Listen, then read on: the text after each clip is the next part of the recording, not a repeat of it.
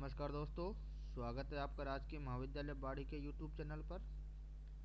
आज हम अध्ययन करने जा रहे हैं हिंद महासागरीय जल धाराओं के बारे में।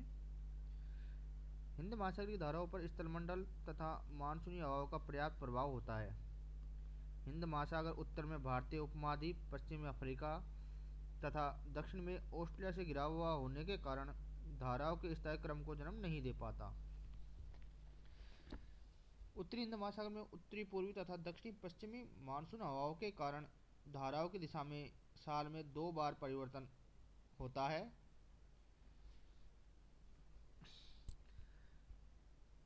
इस तथ्य को ध्यान में रखते हुए हिंद महासागर में निम्न धाराओं का निर्धारण किया जा सकता है।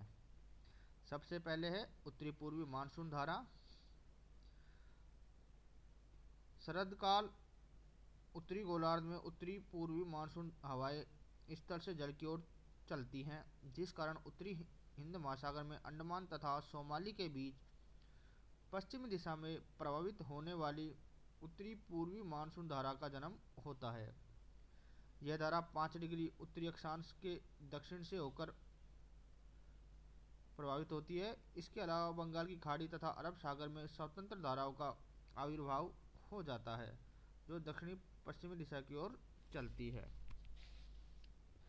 नेक्स्ट है विपरीत धारा। उत्तरी पूर्वी मानसून शरद काल के समय ही एक विपरीत धारा का निर्माण होता है, जो 2 डिग्री से 8 डिग्री दक्षिणी अक्षांशों के मध्य जंजीबार तथा सुमात्रा के बीच प्रभावित होती है।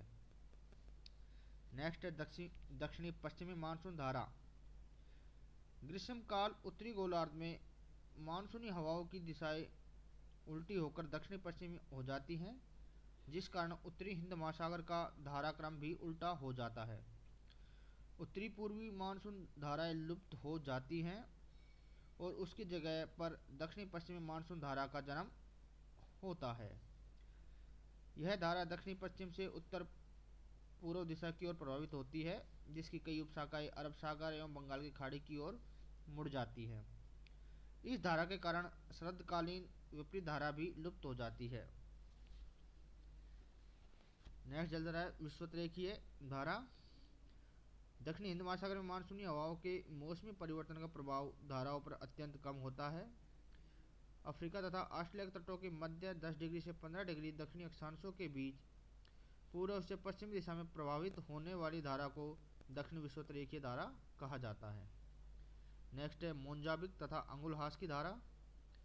दक्षिण विषुवतरेखीय धारा की एक शाखा मोंजाबिक चैनल से होकर दक्षिण की ओर प्रभावित होती है, इसे मोंजाबिक धारा कहते हैं, और दक्षिण 30 डिग्री दक्षिण में जाने पर दक्षिण विषुवतरेखीय धारा की शाखा मोंजाबिक धारा से मिल जाती है। इस धारा को अंगुलहास की धारा कहा जाता है, जो अफ्रीका के दक्षिणी छोर तक प्रभावित होती है।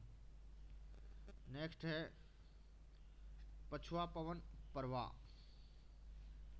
अन्य महासागर के समान हिंद महासागर में भी 40 डिग्री दक्षिणी अक्षांश के पास पछुआ हवा, जिसे गरजता चालीसा के प्रभाव में पश्चिम से पूर्व दिशा में धारा चलती है,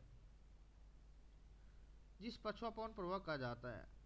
110 डिग्री पूर्वी देशांतर के पास इसकी 2 शाखाएं हो जाती हैं।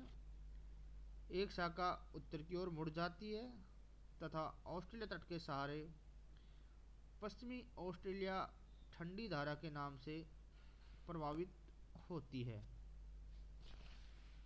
मकर रेखा के पास यह धारा पश्चिमी ऑस्ट्रेलिया धारा पश्चिम तथा उत्तरी पश्चिम की ओर मुड़ जाती है और 100 डिग्री पूर्वी देशांतर के पास दक्षिण विषुवतरेखीय धारा से मिल जाती है। पछुआ पवन प्रवाह की दूसरी शाखा